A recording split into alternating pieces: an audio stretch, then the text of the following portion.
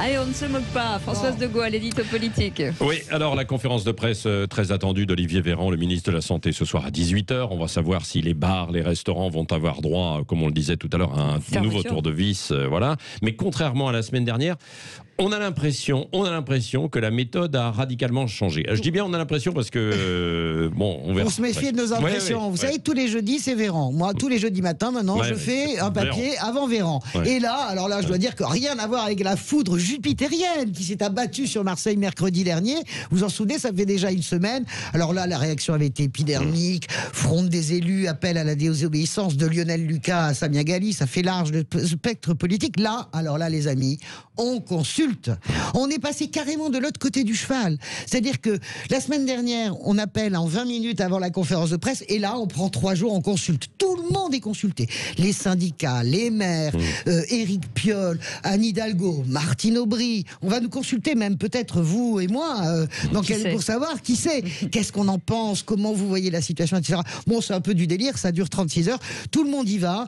Hier matin, en tout cas, c'était la ligne dure qui semblait l'emporter. C'est-à-dire, on ferme tout dimanche soir en Île-de-France et puis dans les grandes villes comme Lille, c'est-à-dire les bars et les restaurants.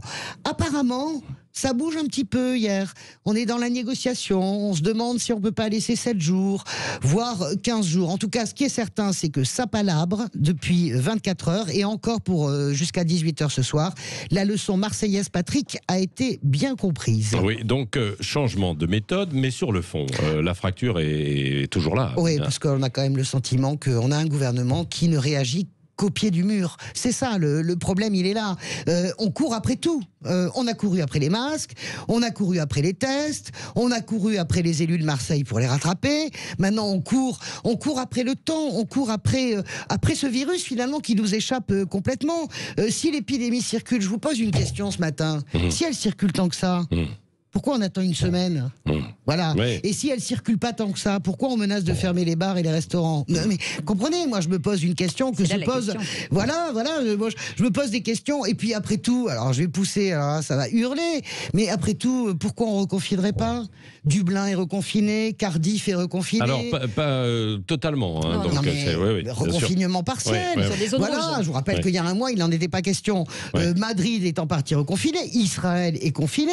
Esther Duflo, prix Nobel d'économie, dit une chose qui peut s'entendre. Si on veut avoir la paix définitivement en 2021, confinons-nous 3 semaines à la fin de l'année, avant Noël, pour profiter de Noël. Pourquoi est-ce qu'on ne peut pas l'entendre ? Pourquoi on ne peut pas entendre cette idée qu'après tout, on peut se reconfiner ? Le problème, pourquoi on ne peut pas l'entendre, c'est que pour une acceptation pareille, il faut la confiance. Et la confiance, elle est complètement brisée. Et malgré la meilleure volonté du monde, il est absolument impossible, et on en vient à cette fracture, de donner un blanc-seing au gouvernement. C'est pas possible. C'est-à-dire que la gestion du déconfinement, autant le confinement a été à peu près géré, il y a la rupture fondamentale sur la question des masques, et maintenant, il y a la rupture fondamentale sur le grand bazar de ce déconfinement. Mais moi, je vous le dis, tout le monde s'écharpe à l'Assemblée nationale. Vous avez vu Jean Castex, hein.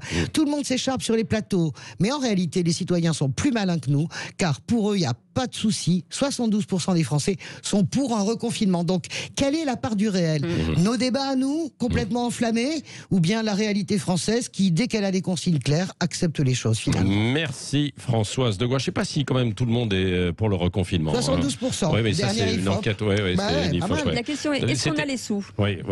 C'est notre question, mais c'est des débats de journalistes, et des débats de médecins et de politiques. Je ne suis pas sûr que les Français sur le terrain soient comme nous. Vous avez entendu tout à l'heure Michel Saran. Donc c'est professionnel parce que évidemment c'est la fermeture, c'est beaucoup de crises. Et peut-être la mort de beaucoup de... Je comprends tout ça.